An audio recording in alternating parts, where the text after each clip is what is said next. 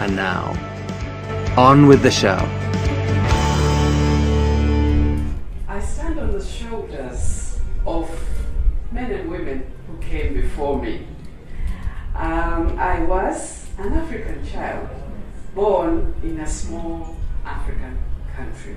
My father, a strong man, dared to dream that his 5-year-old daughter would become a medical doctor. This was 4 years before our first doctor, Dr. Josephine Nambozi, graduated from Makerere University. So my father was really a dreamer. Strong men and women fought for women to vote, to be employed, and to be educated. They continue to advocate for women, including the issue of equal pay for equal work.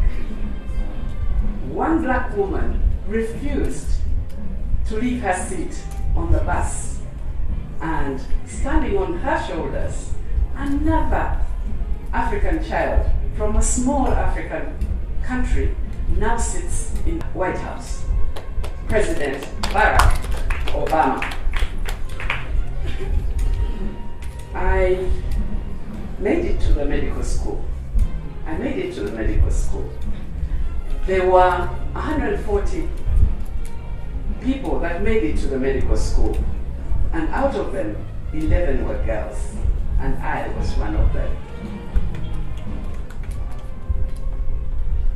I stand again on the shoulders of strong men and women who gave me space, who were educationists, who were politicians, who were feminists. They gave us opportunities, and our governments have decided 30% affirmative action. So there are women in cabinet. We proudly have women as members of parliament, the judiciary, and in the civil service. Again, standing on the shoulders of these strong people, I was able to compete for the position of Chief Executive Officer of the most important institution in any country. This institution is the Investment Authority. And as you're well aware, Uganda is competing against the world for investors. So Uganda trusted her daughter, female, to head this institution for 11 and a half years. And with some success. I'm proud to say Uganda has become an attractive investment destination. East Africa has become an attractive investment destination, and Africa as a whole. So I'm really proud that I had an opportunity to contribute to Africa becoming the fastest growing continent in the world.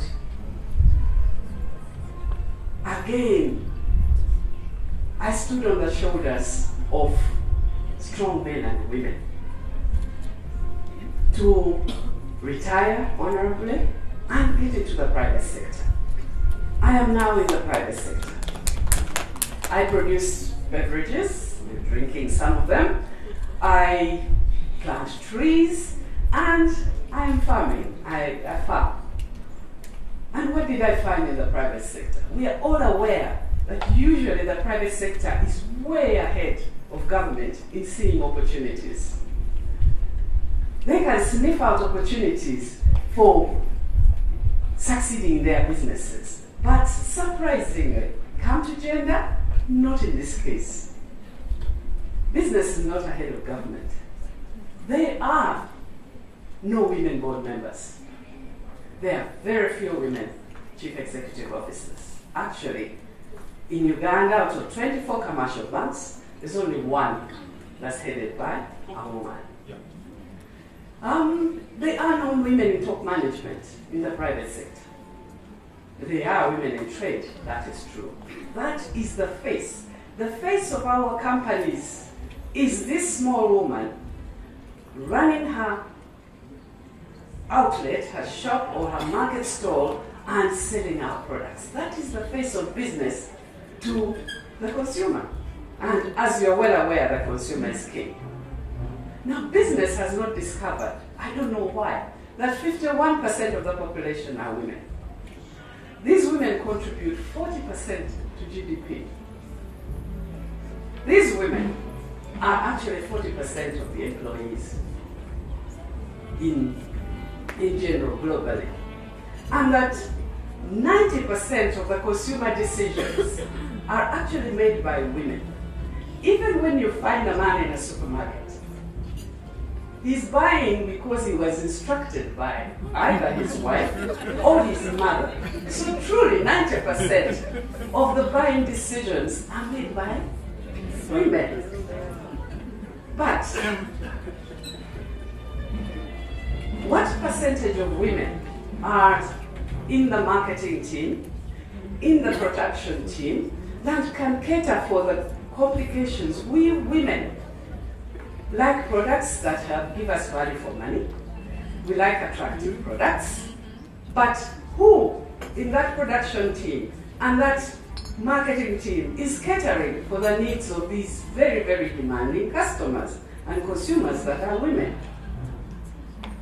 So, am I going to be the strong shoulders that our young women are going to stand on to get opportunities in the private sector? I can't be that alone. My prayer to the business women, the strong business women, and the strong businessmen out there is to pray that you find space for the business women, for the women, the young women especially who are coming out now, to find space, give them opportunities. You will find, and studies have confirmed this, that actually having women on the board makes the company prosper. This has been studied and confirmed. Having women on the board makes a difference to the bottom line in any company. You will find that having women in management, having women or in the marketing team will actually make your business succeed. So I want to say to the strong businessmen and businesswomen out there, find space. Find space for our girls in your company, not because you like them, but simply because empowering a woman, you empower family, you empower community, you actually empower a nation. Most of all, most importantly to business, it actually makes business sense. Thank you very much.